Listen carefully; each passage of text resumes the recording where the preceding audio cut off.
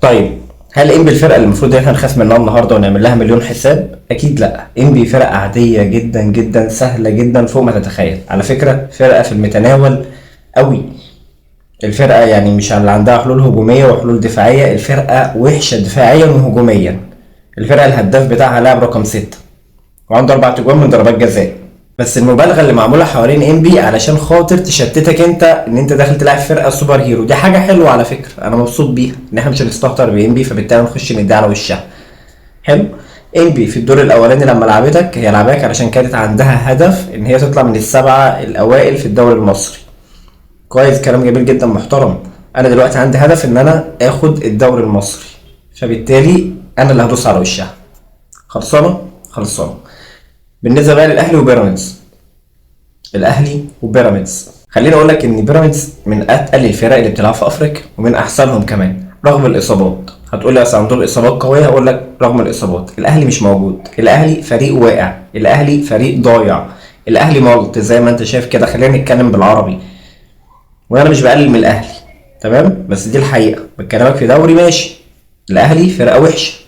الاهلي مريح بقاله حوالي 15 يوم. عارف يعني ايه فرقه مريحه 15 يوم راحه سلبيه؟ منهم 6 ايام تقريبا سلبي فقط، ما بيتمرنوش. دي حاجه تجيبك الارض، دي توقع الفريق ما بيقعش. بتفقد شغف المباراه وحساسيه المباراه والجمهور والحاجات دي كلها، فبالتالي ده بيأثر عليك سلبي اصلا. بيراميدز عنده حساسيه المنافسه ولسه خارج من ماتش الزمالك خسران، فبالتالي عايز اعوض. مش جاي متهد على فكره، ومش جاي واقع، ومش جاي لك من خساره فانا عايز اخسر. ده بيراميدز، ده فريق كان بينافس في افريقيا، فاكيد عارف يعني ايه. الناس اللي شغالين جوه النادي عارفين يعني ايه انا عايز اكسب علشان خاطر استمر في المنافسه. وده الاهلي اللي سارق منه دوري قبل كده وهكذا وكلام كتير قوي. وبيراميدز على فكره كان بيتعادل مع الاهلي وهو ناقص لاعب عادي. فالموضوع مش هيبقى سهل. انا يهمني طبعا ماتش انبي النهارده ان احنا كده كده هنكسبه. يهمني ان الاهلي النهارده يخسر من بيراميدز. الاجمد بقى والانقح ان احنا هنلاعب الاهلي يوم الجمعه وباذن الله هنكسب الاهلي. وزي ما قلت لكم قبل كده، الاهلي هيطلع يعيط يقول لك اصل الحكام ظلموني وان الدوري ده دوري وحش جدا، والجمهور هيفضل يردد نفس الكلام اللي بتقوله الاداره. رغم ان الاداره امبارح في المجلس بتاع الخطيب ده وفي المؤتمر بتاع الخطيب، الخطيب قال لهم ايه؟ الخطيب هدد ان اي لعيب مش هيلتزم، مش هيبقى جامد، مش هيبقى قد المسؤوليه، مش هيبقى موجود في النادي الاهلي.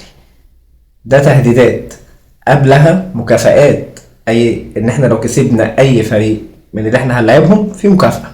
يعني انا بضغط على اللعيبه بفلوس وبضغط عليهم برحيل، واللعيبه زي ما انت فاهم في النادي الاهلي مكبره دماغها.